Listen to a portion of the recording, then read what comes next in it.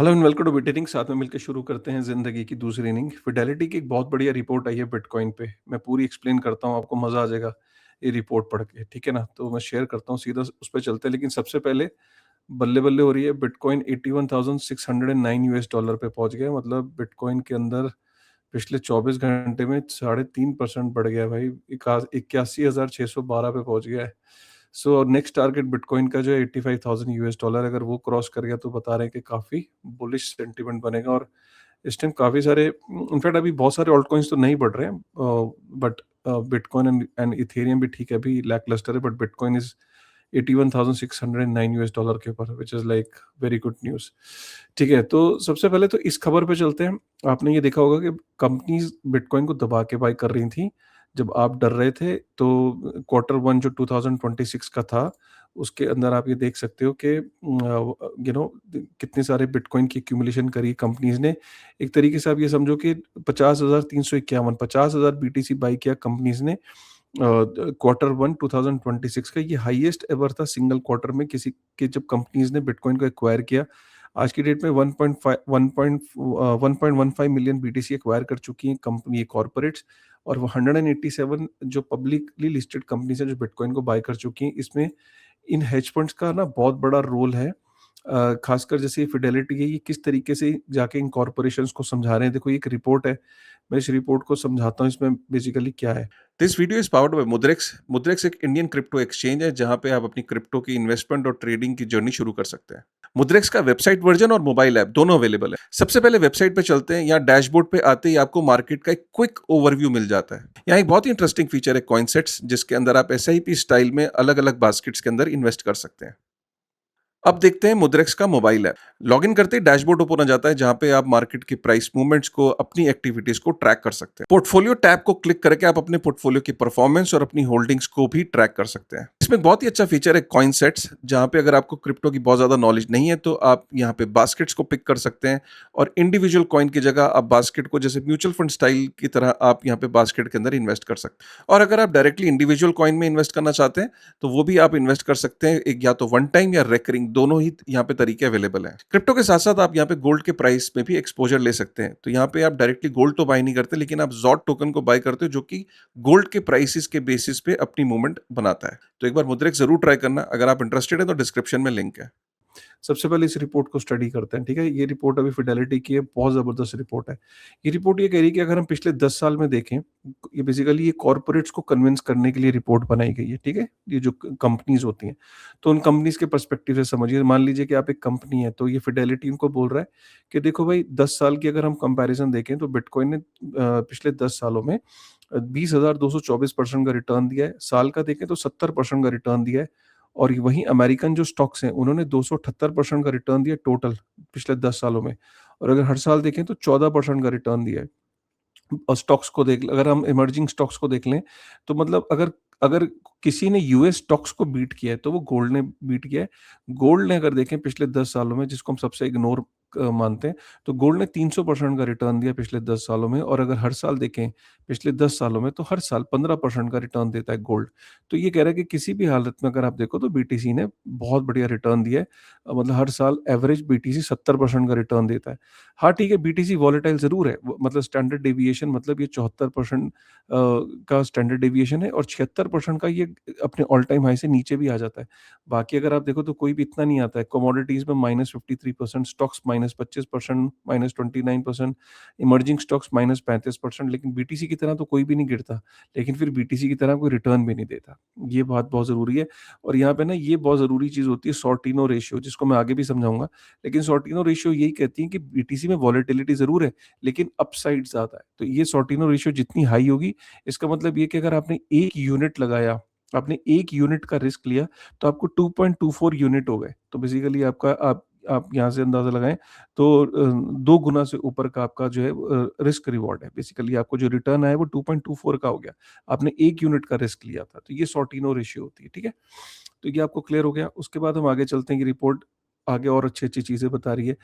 वो ये बता रही है कि देखो, अगर हम टोटल रिटर्न की बात करें ना और अगर हम सिर्फ पिछले 5 साल को पकड़ें, तो पिछले 5 साल में भी अगर देखें, क्योंकि यहाँ पे क्या है ना, ये बीटीसी ने शुरू-शुरू में बहुत रिटर्न दिए, तो रिटर्न बहुत ज़्यादा दिखते हैं। चलो हम पिछले अगर हम 5 साल को भी पकड़ें, तो टोटल रिटर्न देखें तो बिटकॉइन ने 200% का रिटर्न दिया है 5 सालों में। हर साल मोटा-मोटा उसने 25% का रिटर्न दिया है, तो भी स्टॉक मार्केट से ज़्यादा रिटर्न दिया है, गोल्ड से ज़्यादा रिटर्न दिया है और स्टैंडर्ड डेविएशन और 60% का रहा है और ड्रॉडाउन जैसे 73% अपने ऑल टाइम हाई से नीचे गए। तो अगर 5 साल में देखें तो भी बीटीसी ने सबको बीट किया है, ठीक है? अगर हम यहाँ पे देखें कि जो ग्लोबल M2 मनी सप्लाई, क्योंकि जो मनी सप्लाई बढ़ती है तो इन्फ्लेशन बढ़ती है। तो बिटकॉइन जो है वो आप ये देखो कि जैसे-जैसे मनी सप्लाई बढ़ती है, तो क्या बिटकॉइन बढ़ा? बिल्कुल, ये कह रहा है कि देखिए मनी सप्लाई अमेरिका की, यूरो की, जापान की, चाइना की, यूके की, जब-जब वो मनी सप्लाई बढ़ी, ये ब्लू कलर की, तो बीटीसी ने वैसे ही रिस्पॉन्ड किया। देख रहे हैं ब्लू लाइन, जैसे ऊपर गई तो बीटीसी भी ऊपर गया, जब वो नीचे आई तो बीटीसी भी नीचे आ गया। तो बिल्कुल ये इसका हाइली कोरिलेटेड है। जैसे-जैसे मनी सप्लाई बढ़ती है, बीटीसी भी वैसे ही करता है। लेकिन अभी पिछले कुछ समय से 2025 से अगर हम देख रहे हैं, तो ये कोरिलेशन ऑलमोस्ट खत्म हो गया है, क्योंकि मनी सप्लाई फिर भी ऊपर बढ़ रही है और बीटीसी नहीं बढ़ रहा है। शायद प्रॉब्ली अब ये $81,000 पे पहुँच गया है। प्रॉब्ली अब आप ये देखोगे शायद ये म मनी सप्लाई को पूरा कॉपी करेगा, ठीक है? यहाँ पे ये भी बताया कि गोल्ड और बीटीसी की अगर हम प्राइस अगर रिटर्न्स में देखें, तो 0% से ऊपर अगर आप देख रहे हो जितना भी एरिया है, उसमें बीटीसी ने गोल्ड से ज़्यादा रिटर्न दिया है, लेकिन 0% से नीचे जो है बीटीसी ने गोल्ड से कम रिटर्न दिया है। तो अगर आप देखो तो यहाँ पे सिनेरियो 50-50 का ही है कि कई बारी बीटीसी ने गोल्ड से ज़्यादा रिटर्न दिया और कभी गोल्ड ने बीटीसी को, खासकर अगर आप लास्ट में देखो, तो गोल्ड ने काफ़ी बीटीसी को बीटीसी से ज़्यादा रिटर्न दिए, ठीक है? अब इस वाली फाइल में हम चलते हैं, यहाँ पे पता लगता है कि कितना कोरिलेशन है। आप ये देखो कि बीटीसी जो है वो बिल्कुल भी कोरिलेटेड नहीं है बाकी चीज़ों से। आप ये देखो यूएस स्टॉक्स से बिल्कुल कोरिलेटेड नहीं है।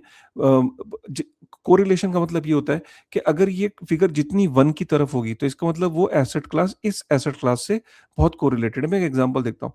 यहाँ बीटीसी है, यहाँ पे यूएस स्टॉक है, यहाँ पे 0.33। अगर ये होता 0.83, तो इसका मतलब है बीटीसी वैसे ही मूव करता है जैसे अमेरिकन स्टॉक्स मूव करते हैं। 0.33 का मतलब ये है कि बीटीसी और अमेरिकन स्टॉक्स में कोई कोरिलेशन नहीं है। क्लियर हो गया? तो इसका मतलब जब किसी, तो ये एक बढ़िया हेज बन जाता है, ये आपको एक डाइवर्सिफायर बन जाता है कि अगर आपकी और मार्केट पिट रही है और मार्केट अच्छा नहीं कर रही, तो बीटीसी कोरिलेटेड नहीं है, वो हो सकता है अच्छा परफॉर्म करे। यहाँ पे गोल्ड को भी देखते हैं। गोल्ड देखिए सबसे कम कोरिलेटेड है यूएस स्टॉक से। यूएस स्टॉक्स गिरती हैं तो गोल्ड बढ़ता है, यूएस स्टॉक्स बढ़ती हैं तो गोल्ड अपना हो सकता है कि गोल्ड परफॉर्म ना करे उतना। तो ये गोल्ड और इसकी अनसर्टेनिटी देखिए, गोल्ड और यूएस स्टॉक की आप कोरिलेशन देखोगे बहुत कम है, ठीक है? तो यहाँ से कोरिलेशन चार्ट है, ये पता लग रहा है। उसके बाद हम ये देखिए कि जो बीटीसी और एस एंड पी 500 में अगर आप देखें, तो जो एस एंड पी 500 ने जो रिटर्न दिए, वो आप देखिए बेल कर्व की तरह रिटर्न दिए और बीटीसी ने फ्लैट जो कर्व की तरह, अगर आप ये देखो तो रिटर्न्स दिए हैं, ठीक है? तो यहाँ से ये पता लगता है। उसके बाद हम देखते हैं अल्टरनेटिव, यहाँ पे ये रिपोर्ट ये कह रही है कि जो ऑल्ट कॉइन्स हैं उनमें ये इन्वेस्ट करने के लिए नहीं कह रही। ये बड़ी इंपॉर्टेंट है कि फिडेलिटी कह रहा है कि ऑल्ट कॉइन्स में आपको इन्वेस्ट करने की जरूरत नहीं है, because alt most alt coins are illiquid, lack frequent और transparent trading and may not have a readily observable market. तो ये ऑल्ट कॉइन्स के कहीं न कहीं फेवर में नहीं है। फिडेलिटी जो मना कर रहा है कि अभी कंपनीज़ को उसके अंदर वो नहीं लेना चाहिए, बहुत ज़्यादा रिस्क होता है, ठीक है? उसके बाद अगर हम देखें तो ये बहुत इंपॉर्टेंट है, 60-40 जो यहाँ पे ना कंपनीज़ को ये बताया जा रहा है कि आप कि अगर आपका 60-40 का अगर आपका पोर्टफोलियो है, ठीक है? तो यहाँ पे बता रहे हैं कि भई 60-40 का portfolio most of the American companies follow करती हैं। तो किसी भी अमेरिकन कंपनी को ये बताने की कोशिश कर रहे हैं कि पिछले 10 सालों में मान लेते हैं कि आपका पोर्टफोलियो 60-40 था, मतलब 60% इक्विटी में था, 40% जो था आपका गवर्नमेंट के बॉन्ड्स में था, मतलब रिस्क फ्री उसमें था, फिक्स्ड इनकम में था। और 60% आपका रिस्की इन्वेस्टमेंट थी।